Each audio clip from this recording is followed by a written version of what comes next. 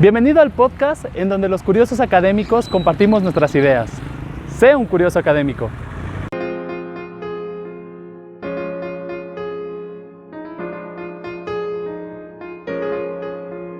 Durante los últimos años y más en el periodo de la pandemia, ha proliferado en todo el mundo un sinnúmero de esquemas piramidales, ¿sí? Estas plataformas que invitan a invertir a las personas una gran o poca cantidad de dinero a cambio de una rentabilidad estupenda que luego la pagan con las nuevas inversiones, ¿sí? Con los nuevos inversores que entran, pagan los intereses de los anteriores. Típicos videos diciendo que, bueno, hace años yo estaba sin trabajo, eh, invertí $200 y ahora trabajo desde cualquier lugar del mundo y gano no sé cuántos dólares por mes. ¿Quieren saber cómo me compré este auto alta gama en solo 4 o 5 meses? Bueno, acá les voy a dar la receta, un auto que seguramente es alquilado. Proyectos que en realidad son ficticios, que son una estafa, ¿sí? Algunos proyectos de inversión sí son serios, son reales, eh, y otros simplemente se trata, que son los que estoy hablando y voy a hablar hoy, se trata de gente que busca gente con pagos de intereses mensuales elevadísimos, que no existen en ningún lugar del mundo, ¿sí? Ni con la empresa más rentable del mundo. Hoy está lleno de mentores financieros y de influencers haciendo recomendaciones sobre inversión, sobre independencia financiera, etcétera. Eh, ¿Sabías que tu casa genera deudas y es un pasivo? ¿Sí? Prometiendo un porcentaje del 8% mensual en dólares. Eh, entonces, alguien que tiene una casa, su casa propia, por ejemplo, tiene una casa tasada aproximadamente en $100.000, ¿sí? Entonces dice, bueno, la vendo o la entrego como inversión y todos los meses recibo $8.000. Está buenísimo. Y hasta incluso voy a recuperar el dinero invertido y después continúo cobrando $8.000. Lo que va a suceder posiblemente es que reciba eso, pero va a recibir el primer, el segundo, el tercer, el cuarto mes, como mucho, y va a perder la casa, ¿sí? Y en esto basta con ver series documentales como Madoff, ¿sí? Donde se explica muy bien eh, y qué tan prolijo y delimitado puede ser a veces el sistema y la apariencia de legalidad que tiene, ¿sí? Así funciona el esquema Ponzi, que es una forma de estafa piramidal que atrae a los inversores y paga utilidades a los inversores anteriores con fondos de inversiones más recientes. Entonces, la premisa básica del esquema Ponzi, y dicho esto de una forma quizás algo vulgar o coloquial, es robarle a Pedro para pagarle a Pablo, ¿sí? Inicialmente el operador paga altos rendimientos para atraer inversores y atraer a los inversores actuales a invertir más dinero del que ya invirtió. Entonces, cuando otros inversores comienzan a participar, comienza un efecto cascada, ¿sí? Con eso se empieza a pagar el retorno a los inversores iniciales con los nuevos participantes, en lugar de pagar las ganancias con una inversión genuina, con la rentabilidad genuina de algo que verdaderamente existe. ¿Cuál es la situación? La situación es que no hay un negocio real, no existe nada, ¿sí? Lo que han dicho que esto va dirigido y en realidad el porcentaje es tan alto porque ellos lo invierten en empresas seguras de Alemania o no, no hay inversión, ¿sí? La inversión no existe. Simplemente gente que busca gente que no se corte el chorro, vulgarmente hablando, es decir, que siempre tenga flujo de ingreso y con eso le voy a pagar los intereses, ¿sí? Pero no hay una inversión real. Por eso es que también se pueden dar el lujo de pagar estos intereses tan altos mensuales, ¿sí? Esto del esquema Ponzi no es de ahora, tiene más de 100 años. Lo aplicó justamente Carlos Ponzi, un inmigrante italiano en Estados Unidos en el año 1920. ¿Sí? Por eso su nombre, y ahora hace algunos años que volvió este sistema Ponzi, y principalmente en algunos países de Latinoamérica. Hay distintos tipos de esquema, piramidales y Ponzi, abierta, cerrada, etcétera, pero todas comparten algunas características como las siguientes, ¿sí? Todas requieren necesariamente de una mentira, ¿sí? Que puede ser la existencia de un negocio que en realidad no existe, como dije, o bien un negocio que existe, pero que no va a dar la rentabilidad que se está prometiendo, una alta rentabilidad, de lo contrario, nadie ingresaría a invertir, ¿sí? Siempre la promesa de esa rentabilidad es muchísima, porque si no, ¿por qué un inversor va a entrar en este negocio desconocido con personas que no conoce, pudiéndolo hacer con una empresa más seria? Entonces, estos esquemas Ponzi te prometen un porcentaje que no vas a lograrlo con un sistema de inversión serio o sólido o conocido de hace años. Porcentajes mensuales que van del 4 al 8% mensual o del 20 al 25% anual.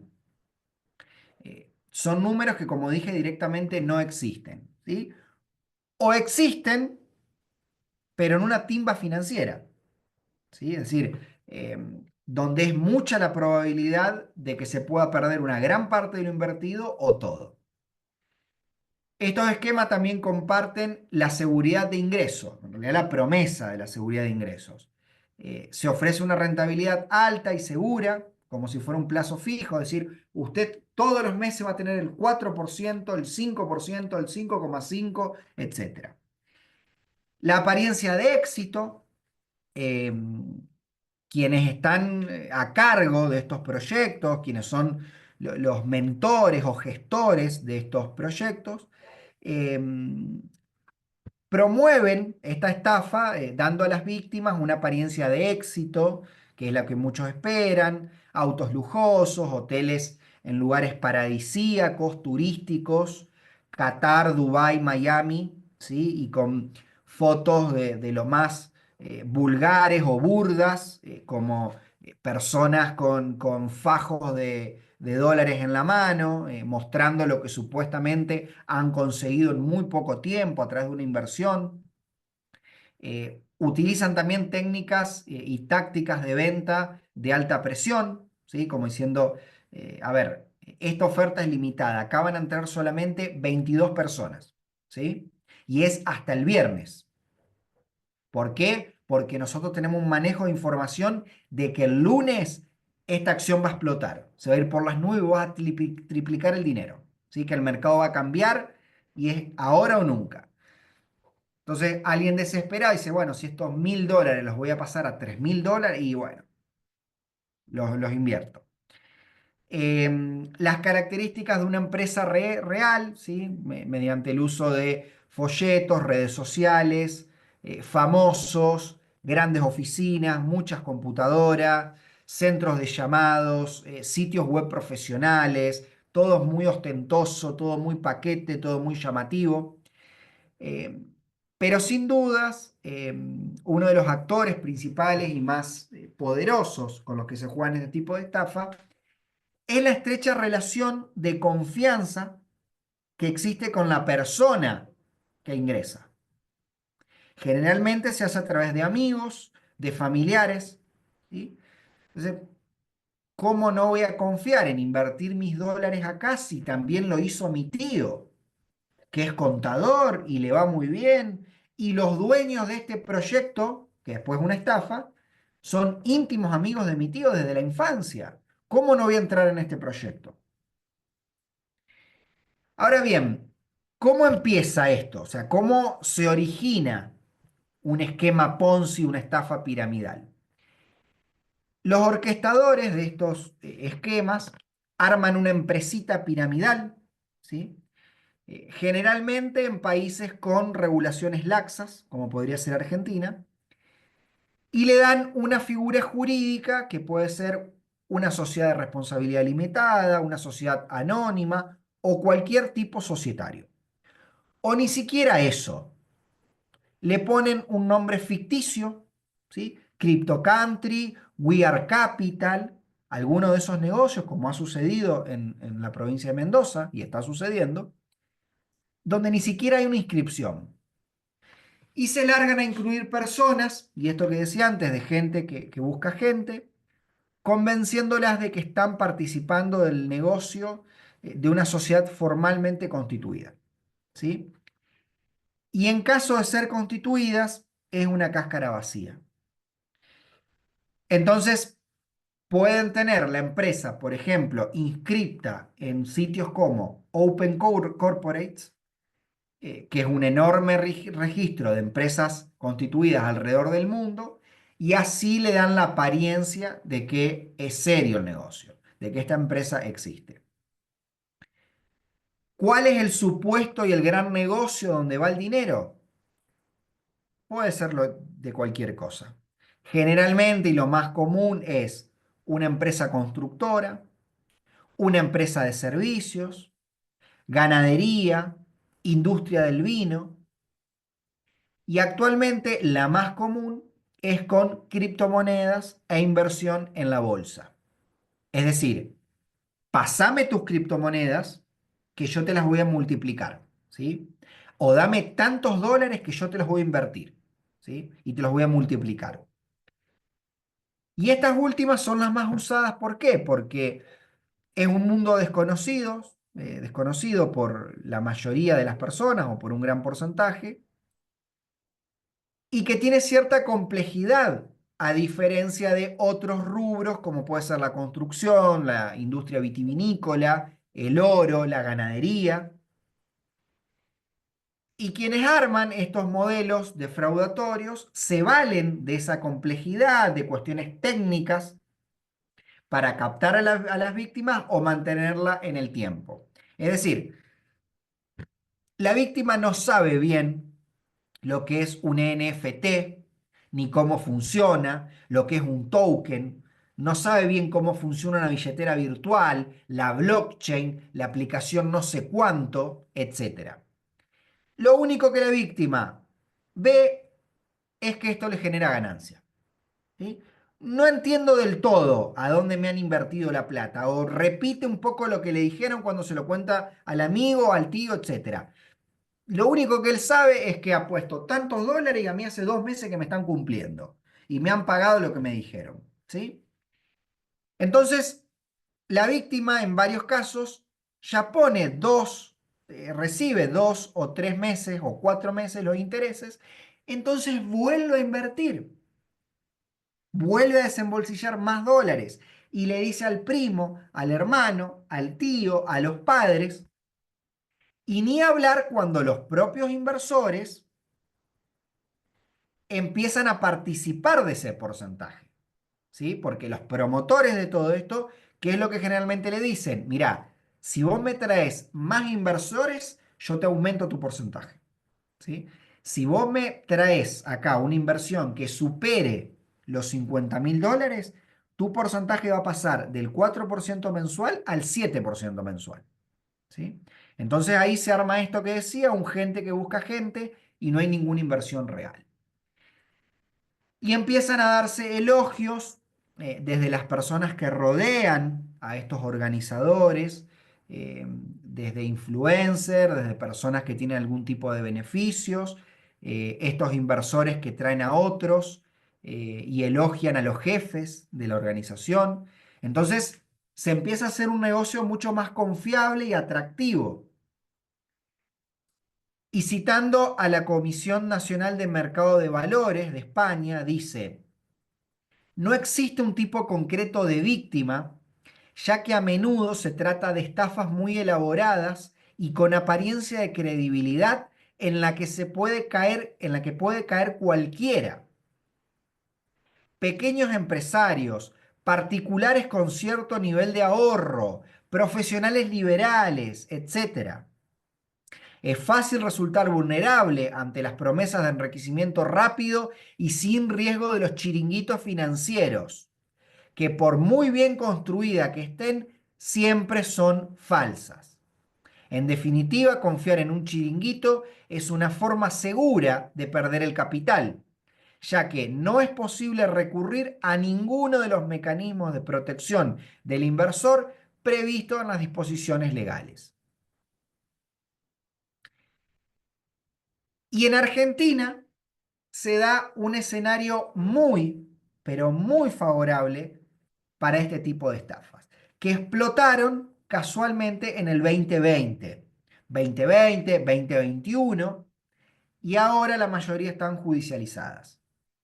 ¿Por qué? Porque en Argentina uno de los modelos de inversión típicos, clásicos, más comunes, ha sido históricamente el plazo fijo. Es decir, le doy mi plata al banco por 30, 60 o 90 días y esto me genera un interés. Pero con la inflación descontrolada en nuestro país de los últimos años, donde el plazo fijo no te llegaba a cubrir en realidad lo que se desvalorizaba la moneda y la inflación que había, más, ni siquiera la mitad, y llegada la pandemia, fue el escenario perfecto y la combinación perfecta para este tipo de estafas. Ahora bien, ¿cuál es el perfil de las personas que orquestan este tipo de estafas? El estafador, y esto lo digo como abogado litigante y abogado penalista, el estafador es un encantador, ¿sí? El estafador es una persona que habla muy bien, es un seductor y así hace caer en error a la víctima. Ahora, en este tipo de estafa hablamos de estafadores a otro nivel, ¿sí? Suelen ser personas muy versadas en el arte de la influencia y saben en todo momento cómo captar personas y cómo convencerlas para que se sumen a un esquema de este tipo. Luego hace falta promotores, es decir, la gente que los rodea a ellos, que son los que reclutan gente para sumarse, a sabiendas o no de la existencia de la estafa. Y aquí entra en juego lo que son los capacitadores y las capacitaciones. Aprovechando las nuevas tecnologías, los creadores de este esquema promueven capacitaciones donde se adoctrina a los promotores para que sepan qué responder ante cada cosa que le puedan preguntar los inversores y futuras víctimas. ¿Sí? Es como una secta, básicamente.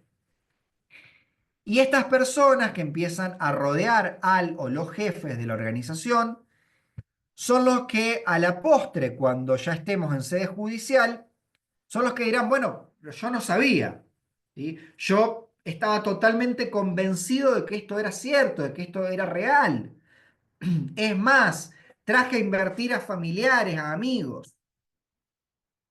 Y acá aparece para estas personas lo que se llama en derecho penal la ignorancia deliberada. Es decir, elijo no saber, eh, ignorar intencionalmente. ¿Por qué? Porque yo soy intermediario. Acá hay una buena ganancia, hay dólares y yo miro para otro lado. Eso es la ignorancia deliberada. ¿Sí? No es porque en realidad no supe, es porque elegí no saber. Yo sabía algo, pero miraba para otro lado. A mí no me importaba, a mí no me interesaba, yo tenía mi ganancia. ¿Sí? Muy similar al encubridor o a quien compra algo robado. Bueno, yo lo compré, yo no sabía que era robado. Volviendo a esto de los organizadores y los creadores de estos esquemas, eh, quienes arman estos grandes y mentirosos proyectos, como les decía, son personas muy carismáticas, convincentes, muy buenos oradores. En Argentina tenemos el caso de Generación Zoe, ¿sí? Armada por Leonardo Cositorto, quien había sido un pastor y después empezó con el mundo del coaching. Entonces, tenía una cierta atracción y como, nuevamente, vulgarmente hablando, envolver a las personas. Y las personas que inician este tipo de trampas piramidales se suelen presentar como especialistas en cuestiones financieras, muchas veces con títulos de grado o presentándose como CEO, como director, como líder, gerente, incluso con el invento de haber ganado premios en la universidad no sé cuánto. Cuestiones que a la postre terminan siendo mentira, ni siquiera lo conocen en dicha universidad. Y hablo de casos en la provincia de Mendoza donde esto ha sucedido. Y toda palabra que le haga pensar que son una autoridad en la materia, que son una promesa y que está totalmente capacitado y está sobrado para multiplicarle esos dólares. Ahora bien, hasta ahí vamos perfecto, ya tienen un sinnúmero de inversores, con esos mismos inversores siguen entrando y le están pagando a las víctimas ese pequeño porcentaje y se guardan el resto del capital. Pero ¿cuándo se da el colapso de esto? ¿Cuándo se le pone un fin a esta estafa? Es decir, ¿cómo terminan las estafas piramidales? Y llega un punto de saturación, es decir, cuando no se puede captar más gente para ingresar, llega un momento que se llega a tope, que ya toda esta gente que busca gente llegaron a su máximo, ya no están entrando más inversores o entra uno por mes, ¿sí? Entonces, ahí con este pago ya se me está terminando este capital mentiroso que en realidad estaba invertido, que no está invertido y tengo que seguir pagando. Entonces, ahí generalmente lo que sucede es, o bien dejan de pagar de inmediato o empiezan a racionar los pagos. Inventan excusas, solicitan nuevos datos, acusan problemas de software, detectan errores en los sistemas, la existencia de un saqueo o algo con el gobierno, la guerra de Ucrania con Rusia, etcétera, etcétera. Siempre aparece alguna excusa. Y de a poco se van cerrando los canales de comunicación con los miembros de la organización, dejan de contestar, se empiezan a cubrir los rastros, perdón, se cierran esas lujosas oficinas, se empiezan a ir de a poco los organizadores de segunda línea y se trata de evitar toda información negativa. Es decir, en una palabra, hacer el menor ruido posible, ¿sí? Y los estafados son continuamente engañados para que piensen que aún tienen posibilidades de recuperar el dinero o algo de dinero eh, y que no recibirán nada si empiezan a demandar. Y esto es así siempre. O sea, en todos los casos que he intervenido y casos que he estudiado, principalmente en la provincia de Mendoza, es siempre igual. Si me denuncias, bueno, vas a perder todo. Yo le pago a los que a mí no me demandan o no me denuncian, etcétera.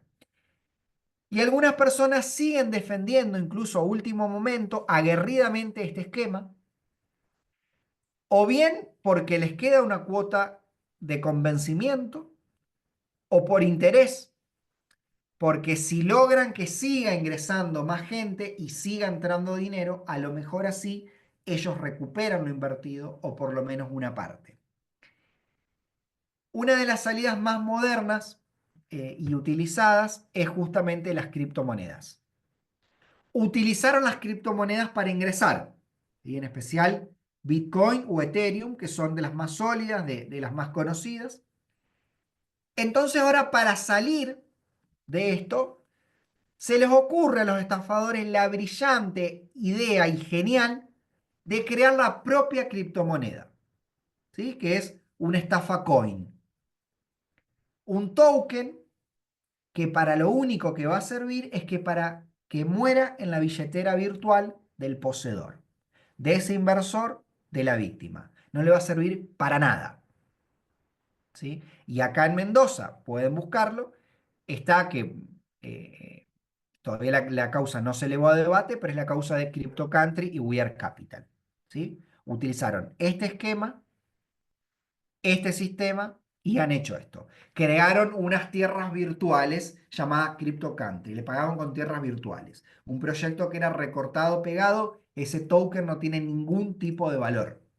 No pueden hacer nada con eso. Es un trozo de papel higiénico, es un papel en blanco. No es nada, no sirve para absolutamente nada. Entonces, ¿hasta cuándo se soporta esto? Hasta que sale alguna o algunas notas periodísticas que terminan de desenmascarar que todo esto es una estafa, ¿sí? O un error 404, es decir, el error que aparece cuando no se encuentra más el sitio web. ¿Por qué? Porque ya no está la página, la han eliminado. Y ahí viene la reacción judicial, que puede darse de distintas formas, dependiendo de varios factores, pero principalmente del accionar por parte de quienes van a representar a las víctimas, que seguramente van a ser muchas o cientos de víctimas. Puede suceder que todo el mundo sale a hacer una demanda o una denuncia penal, o que éstas se dan de forma gradual, ¿sí? Y va a haber un porcentaje de víctimas, de inversores, que llegan a este punto ya estando cansados o avergonzados incluso. Es decir, el cuestionamiento que también se le hace a la víctima. O sea, pero usted siendo empresario lo estafaron de esta forma. ¿Usted creyó que iba a cobrar todos los meses eso? Y sí. Y usted siendo universitario, usted siendo contador, siendo abogado, ¿usted creyó esto? Y sí. Entonces, muchas víctimas eligen no denunciar para no pasar por todo eso y perder el dinero incluso. Y no ser mencionado en la justicia, ni en ningún diario, ni nada. Y ahí aparece una postura de las víctimas que van a estar representadas por sus abogados particulares y por él o la fiscal, que lo que van a querer y exigir es o recuperar lo invertido, ni siquiera los intereses, olvidemos no de los intereses, por lo menos lo invertido, y si no, que por lo menos paguen con prisión los estafadores, que no le va a servir para nada para el recupero de su capital.